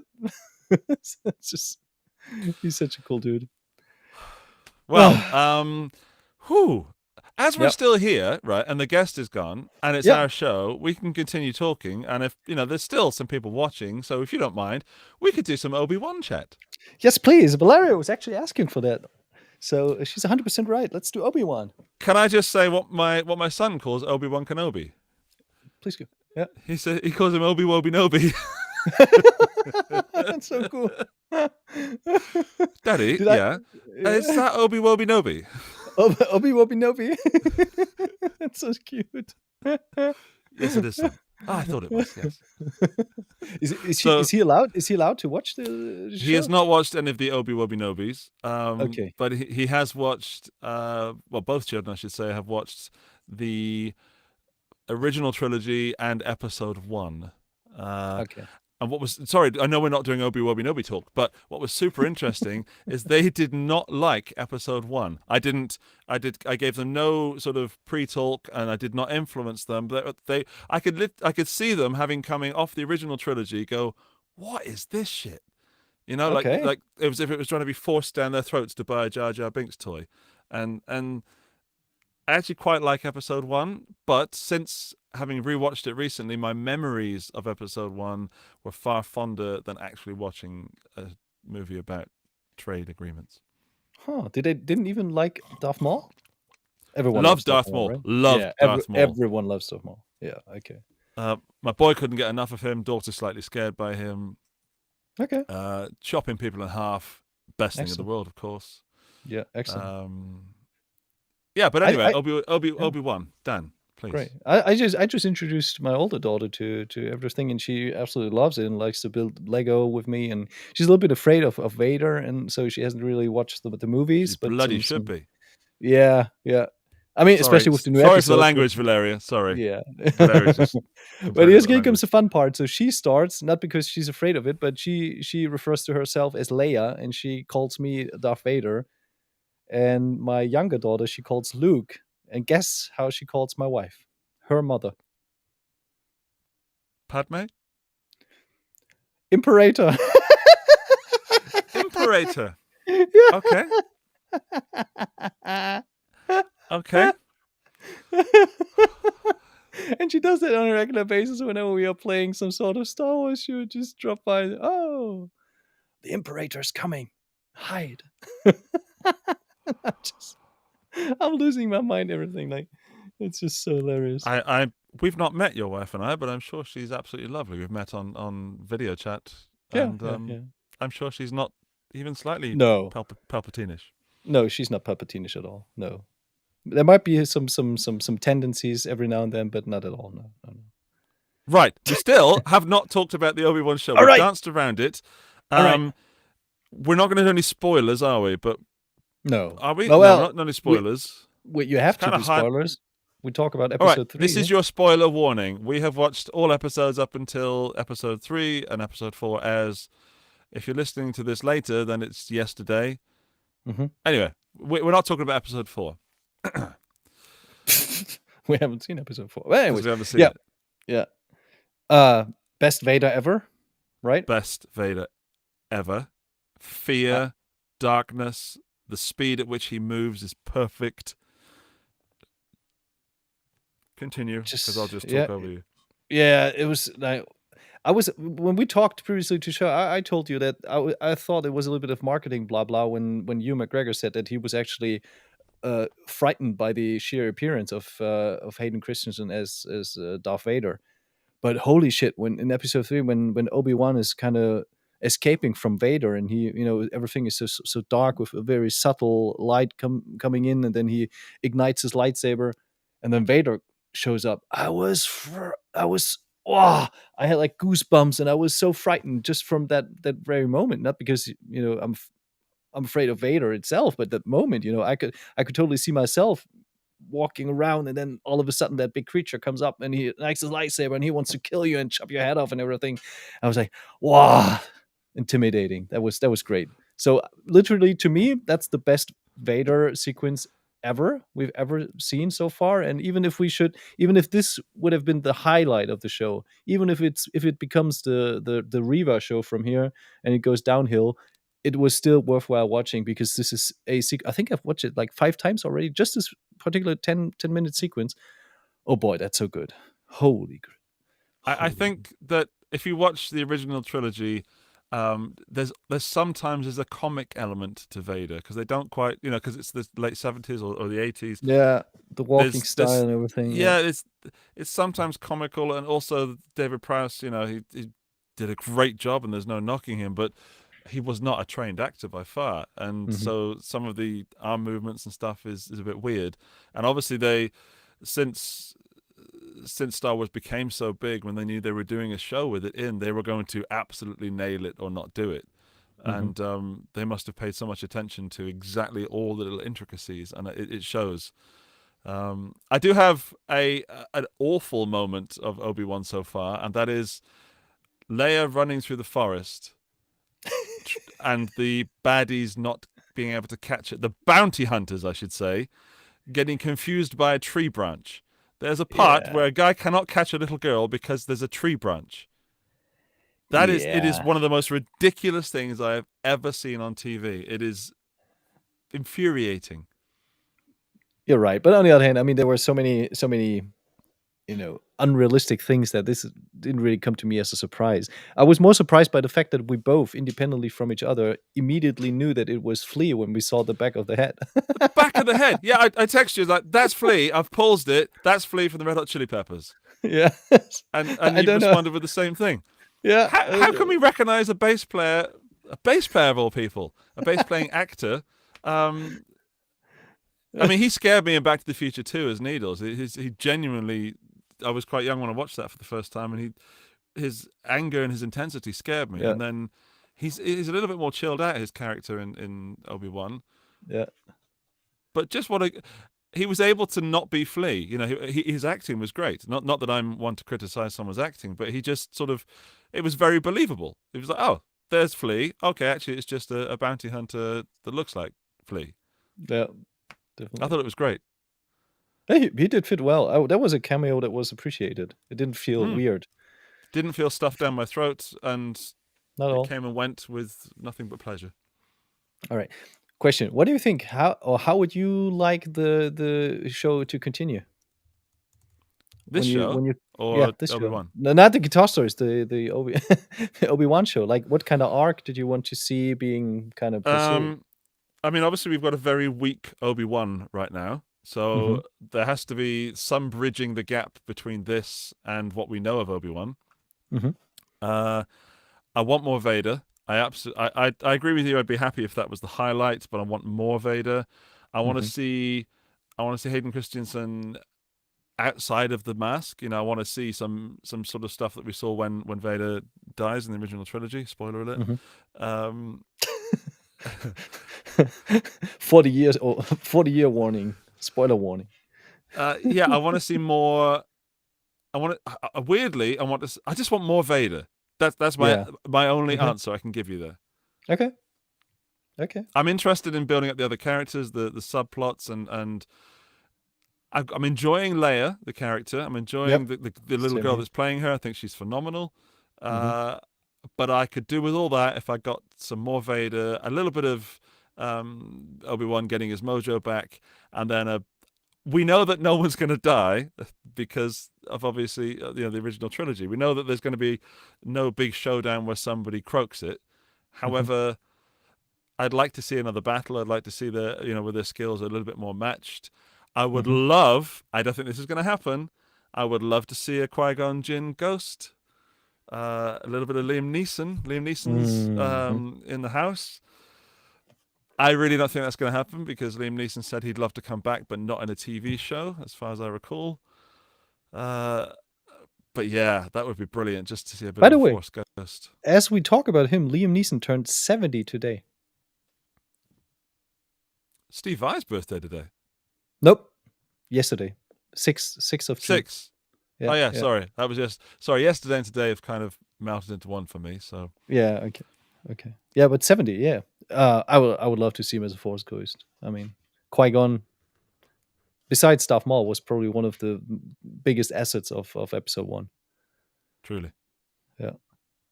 Misa, agree. Oh no, don't get me started on that. Oh yeah, I'd like to see some Jar Jar Binks, please. I'd love to see Darth Binks in the show. That's what I'd like to see most of all. Oh, Darth Binks. Huh. That would actually be interesting. Yeah. I would love to see not less Reva, but I would like to see the show not turn into the Reva show. Yeah. Because I actually like the character. I like how much I despise her. I love the acting is great, but the character itself, I hate her. Absolutely hate her. Yeah. Get off my screen, because I love it when actor makes me feel like that, because I forget that it's acting. I'm like, I can't stand that person, and then I remember, that's a person pretending. Whereas people watching this right now, if you don't like us, this is really us right now. There's no filter. No filter at all. This is not even visual filter, not at all. No. Zero. No. It's on my own skin. Yeah. But Vader, I want to see more Vader fights. And I don't know, character-wise, maybe Cal Kestis from Fallen Order. That would be nice. Some sort of red-haired boy that Obi-Wan is running into or something. Yeah. That'd be cool. I saw some fan art that sort of alluded to that. Yeah. I think the whole Order 66 is something that is such a landmark thing happening in the Star Wars universe, and we've only see some tidbits of it, but kind of rediscovering that stuff and being that stuff presented in a more intense way, that's a little bit more, even more convincing than just the brief sequences from the prequel trilogy. That would be pretty cool. So, and also we saw that with the very beginning, with the opening sequence of Obi-Wan Episode 1. So that would be cool to see some more stuff. Yeah. Jason Welsh has just said in the chat that Obi-Wan can still wreck Vader's cyber limbs in another battle. That would be cool, just to get him down to just the body one more time. Huh. I don't see it happening, but he's quite right that it could happen. Hmm. I was already surprised that the fire a bit, that Obi-Wan was being burned because I thought it was on his face. I want to know how was he that close to that fire and yet he only got burned on his shoulder kind of area because he was proper in that flame. And surely, that was weird. Beautiful as he is, Ewan McGregor should have had some less beautiful beard and face action going on there. I felt let down there. Obi-Wan is great. Ewan McGregor is such a great actor. Those small sequences where there's even no music, when he thinks about Vader still being alive, and that just transports so much emotion to me. I don't know if I just interpret too much, but I think he's doing. I just think you love Ewan McGregor too much. I think so. I'm gay for Gregor. Gay for McGregor. Gay for Obiwobi. Obiwobinobi. Actually, as we're just talking now and no one's watching, because it's just me and Dan. If it weren't for Long Way Round, which is the TV show where Ewan McGregor and Charlie Booth. No, Charlie. What is Charlie's name? Charlie Booth is a singer, right? Yeah, it's not Charlie Booth. What is Charlie? Oh my God, I feel terrible. Ewan McGregor, Charlie Borman. Okay, I got the first two names right. Ewan's friend. They did a trip around the world and on motorcycles. And after watching that was when my friend and I realized that we could travel Europe and play music on the streets. And that's, how I ended up kind of here. So without that TV show, we wouldn't be having this conversation right now. Oh. Which I know is a long stretch of mini stories, but yeah, that's how much I love Ewan McGregor, is that he made me leave my own country. Wow, that's a statement. I think there's nothing you can. Also, that boy can sing. Yeah, okay, I didn't know. Yeah, very good. And he was Lumiere in the Beauty and the Beast remake. He's pretty good in that as well. I'd like to say I watched that with my kids. I didn't. I watched it alone. With the lights out. And my Ewan McGregor t-shirt. Did you spill the tear? No. I'm not answering that. I'm not in a comfortable position to answer that. All right. I think I'm only upset now because I had a moment of positivity and spark because last week when we were with Brian Wampler, I said I could go and watch Obi-Wan now, and I thought I could go and do that now. But it's Tuesday. We're back to our normal airing day, which means that Obi-Wobinobi is not out till tomorrow. You can still rewatch episode 3 and see that nice fighting sequence. How's that? True. I'll go and do that. All right. Well, for those of you that were with us for the whole show, thank you so much. For those of you that were there for everything apart from this part, then never mind. But for those of you that just joined us, that was Obi-Wobinobi chat. And before we leave you, I have one final question for Dan, and that is, Dan, if you could only have Obi-Wan or the Mandalorian, and Disney said they're going to axe one, which would you take? Whoa, that's a tough one. Come on, gut reaction. There must be a gut reaction before you start thinking it over. You got to X the Mandalorian because Obi is so much centered in the OT, and I'm an OT guy. I could live without the Mandalorian and Grogu. Oh, ouch! Because that would erase also my memories of the Book of Boba Fett, and I'd still be happy about Booba Fuba, and I'd still be happy to have a badass Empire Strikes Back Boba Fett. But now it's like Deadbot Boba, so it's like a little bit, yeah. All right, I agree. I would take several seasons of Obi-Wan over the Mandalorian, and I can't believe I've said that. Yeah, Mando is pretty cool, but I also like that Obi-Wan is kind of limited to that 6 episodes, and maybe they do the second season. But the arc is already is very limited. So you can do unlimited stuff like with the Mandalorian. You could extend the Mandalorian to 25 seasons, basically. Yeah, exactly. You know? There's no end. But No. we are not popular in the chat right now, Dan. No? Okay. No, there seems to be we've polarized people, which is ultimately the aim of life. I mean, all right, I'm gonna go and watch. I'm gonna go and watch it again, Dan. I'm gonna go and Obiwobinobi myself. All right, that's cool. And we don't have to play buy, borrow, or burn on Obiwobinobi and the Mandalorian, because luckily, since we're paying for Disney Plus, we've got both, or basically everything. So, let's enjoy Disney Plus. Yeah. Although I've got to get rid of one of those streaming services. I don't need. Yeah, I mean, we're paying $85 just for Star Wars, basically, right? Yeah, seems worth it to be. I could waste $85 on a lot more other stupid things. Absolutely. All right, guys. If you haven't given us a 5-star rating on iTunes, make sure to rate us on iTunes, Spotify, or wherever you listen to this. Hope you enjoyed the show. We will be on next week, but I'm not quite sure. Next week's my birthday. So we might have to push it to Wednesday then, because the family Hang on a minute. wants to celebrate. No? If we're talking, well, firstly, if we're talking birthdays, it's my birthday this week. You know, it's on Friday.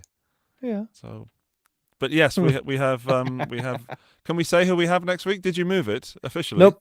I didn't even have a confirmation yet, so we can't tell yet. We're looking to get a nice guest on.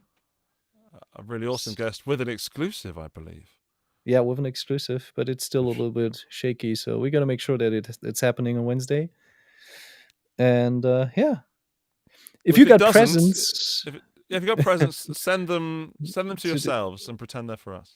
I was about to say, send them in the address that you find on theguitargeek.com. Actually, there is someone at theguitargeek.com, and it's not me, so don't send them there. All right, okay. Anyways, send your best wishes. That would be the greatest thing. Make sure to spread the word about the podcast, and show up next week. Potentially on Wednesday. Darn it! Yeah. I'm going to Spain this weekend. I know we're trying to get at the show, but I'm going to Mallorca to a wedding. Nice. Well, it's either Mallorca or Mallorca. I don't know which one it is, and if or they are the same place. My geography is honestly not that great. You're Menorca or Manacor? No, one of Mallorca or Mallorca. Mallorca? Mallorca is just one island, if I'm not mistaken, right? And then there's Menorca. Honestly, I have zero idea. Okay. I skipped that day at school. Okay. All right. Okay. But I am going there. But it's not for my birthday. It's for a wedding. So. Okay. So 2 weeks. 2 weeks. 2 days only. Yeah. 2 days only. Leaving at stupid o'clock on my birthday and coming back at stupid o'clock on Sunday night. So. Sweet. Well, I'm looking forward. There are worse things you can do on your birthday than flying to Mallorca. I'm sure there are. Yeah. And we shall discuss them at a later date. Absolutely. Thanks everyone for tuning in. Bye-bye. Bye-bye.